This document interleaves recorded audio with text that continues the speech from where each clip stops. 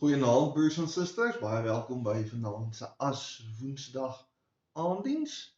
Dis die begin van lydenstyd, so kom ons vra die Here om ons iets te wys en veral om ons te wys hoe om te lewe soos wat die Here wil hê. Kom ons bid saam.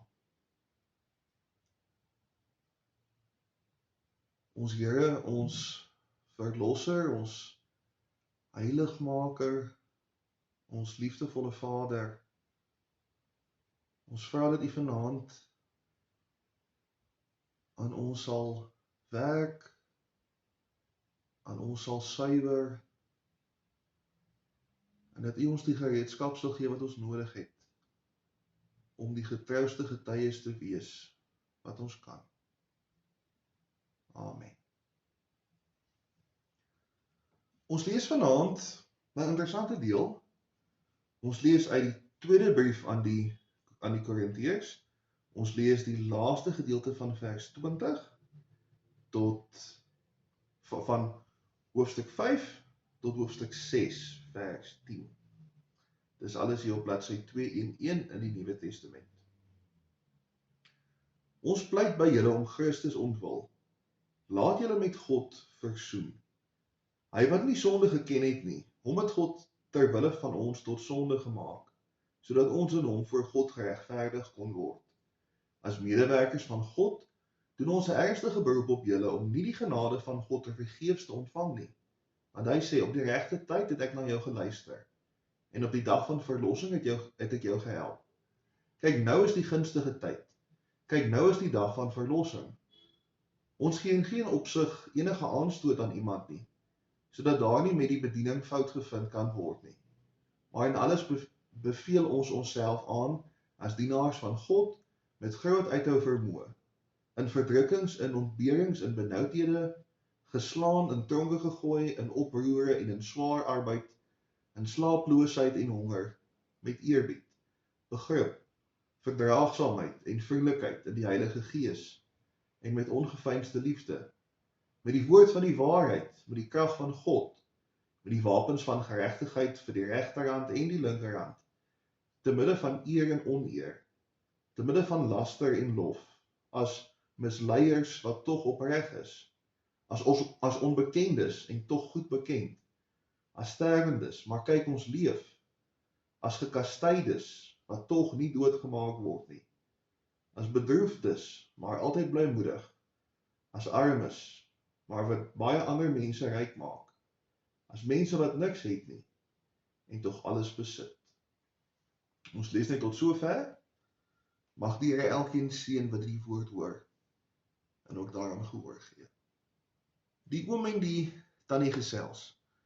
My liewe vroukie, sê die oom, as ek doodgaan sal jy weer trou, ek dink jy moet. My liewe mannetjie, sê die tannie, ek sal maar sien. Dink jy julle sal in ons ou huisie woon? Dis klaar betaal, sê die tannie. Dis al 'n vermorsing wees om dit nie te doen nie. Oom vra, dink jy julle sal met my ou tjorretjie gaan rondry? Dis klaar betaal, sê die tannie. Dit sou 'n vermorsing wees om dit nie te doen nie. Oom vra nog 'n laaste vraag. Dink jy hy sou my ou golfstokke gebruik? Nee, moenie laf wees nie, sê die tannie. Hy's links en jou stokke is regshandig. 'n Vermorsing is tragies. As ons die Bybel lees, moet ons tog onthou dat dit sonder verse of opskrifte geskryf is. Verbeel jou, jy skryf 'n lang brief aan 'n vriend wat jy jare laas gesien het. Nou kom daar iemand, jare later, en probeer jou brief in sinvolle onderafdelings verdeel. Op bladsy 1 skryf jy oor koetjies en kalfies. Op bladsy 2 deel jy oor die geleenthede wat volgende maand plaasvind. Kom ons sê dat bladsy 3 gaan oor die reën en hoe mooi die wêreld lyk. Op bladsy 4 stuur jy groete aan almal wat jy van weet en jy sê jy verlang soontoe. Nou verdeel iemand jou brief van die Karoolanders in 'n klomp hoofstukke. Dis hoekom ons vanaand die laaste stukkie van hoofstuk 5 en 'n deel van 6 lees, want daar kan meer as een samehangende tema wees in 'n gedeelte, as net soos wat dit in die hoofstukke ingedeel is. Die paar verse in hoofstuk 5 is baie belangrik om die in hoofstuk 6 te verstaan. Die Korintiërs word ten sterkste aangemoedig om hulle met God te laat versoen word. Hier word gepraat van Jesus. Hoor ook die passiewe werkwoord. Dis nie versoen julle self met God nie, soos wat ons dalk verwag nie. En dit maak al die verskil in die wêreld. Ons kan nie van ons kant af met God versoen nie. As ons kon, het ons nie nou lydenstyd gevier nie, maar offertyd, dan het die strate rooi geloop van die bloed van beeste en skape wat ons slag, op ons op die manier los te koop van die sonde. Nee, die Korintiërs hoor, laat julle met God versoen word. Met ander woorde, aanvaar Jesus. Ek wou eers sê glo in Jesus, maar dan lê die klem al klaar weer by iets wat by ons kan begin. Maar geloof in Jesus begin by wat Jesus reeds gedoen het. Ons kan dit net aanvaar. Dis soos 'n persent wat klaar vir ons gegee is. Die beste wat ons daarmee kan doen, ons kan dit hoogstens nie weggooi nie. Verder het Jesus al die werk gedoen. Jesus wat sonder sonde is, het die straf vir die sonde op hom geneem. Nou is ons straf vir ons sonde klaar vir Jesus gegee, so ons is as het ware ontsondig. Ek gaan nou nie weer die hele week van gebed herbesoek nie, maar dit gaan oor verlossing. As my oudste alweer my pille van die bedkassie afgooi, sien ek nie 'n stout kat nie. Ek sien my ou baba Jackie wat al van kleins af 'n besige jagter is en wat ietsie moet vang om besig te bly. As die Skepper na ons kyk, ons wat gelowiges is ons nie sondaars wat veroordeel word nie. Ons is geliefde kinders wat vergewe is en wie se sondeskuld heeltemal weggevat is. Na 'n oortreding of in ons geval na sonde, is daar ook 'n verskil tussen vergifnis en versoening. Vergifnis is as ek dit wat iemand verkeerd gedoen het, laat gaan.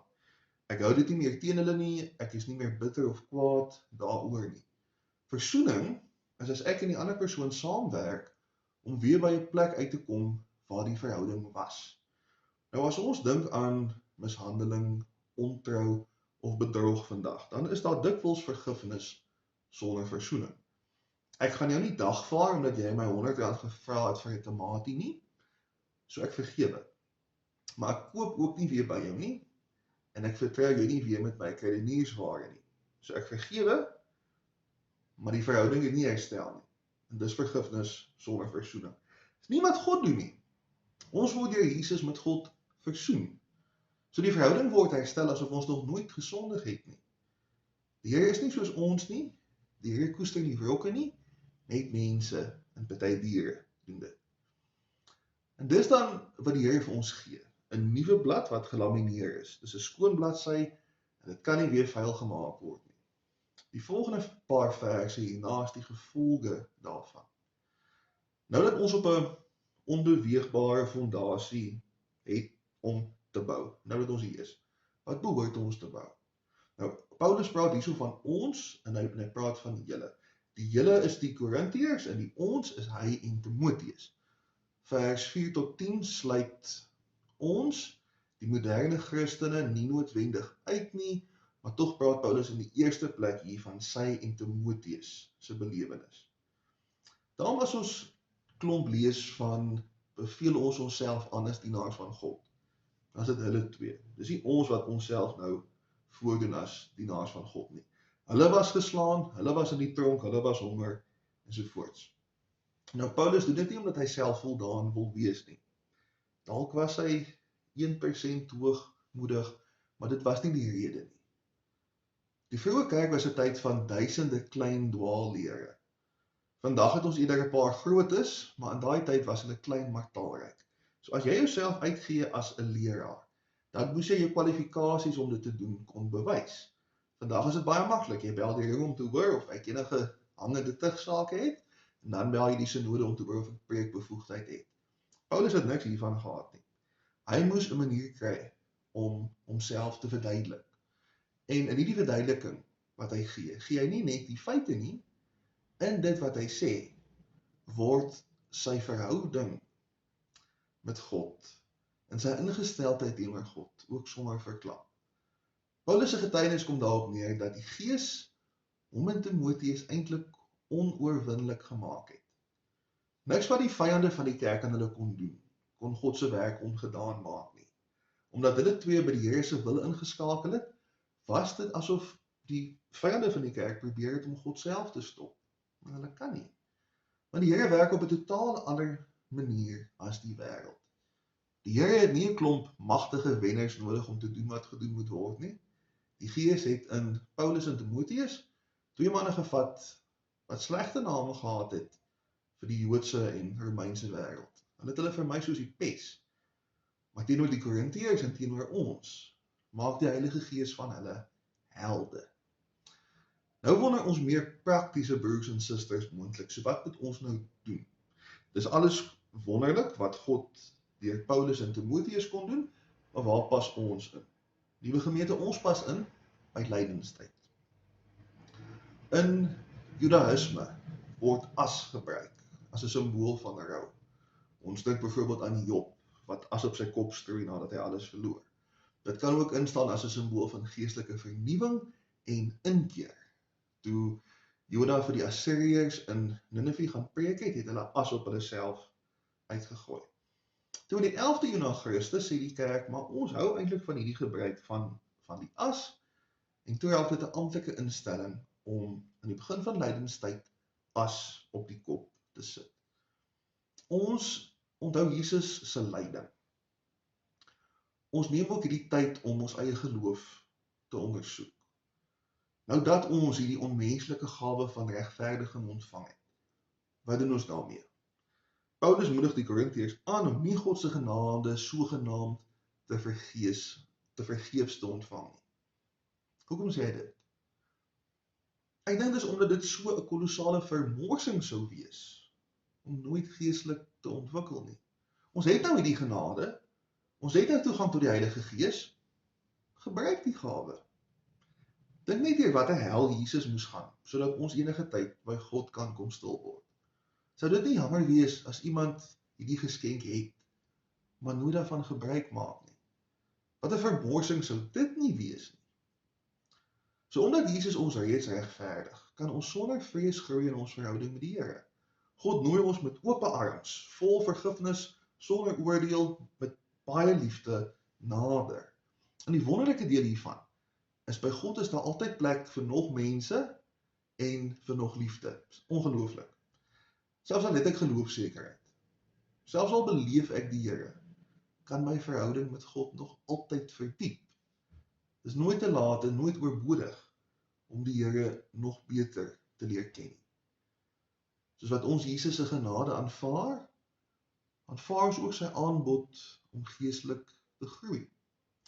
My wens vir ons hierdie lydenstyd is dat ons van die geleentheid gebruik sal maak, dat ons onsself in die proses sal ingooi en dat ons die Here sal toelaat om ons nog nader te trek.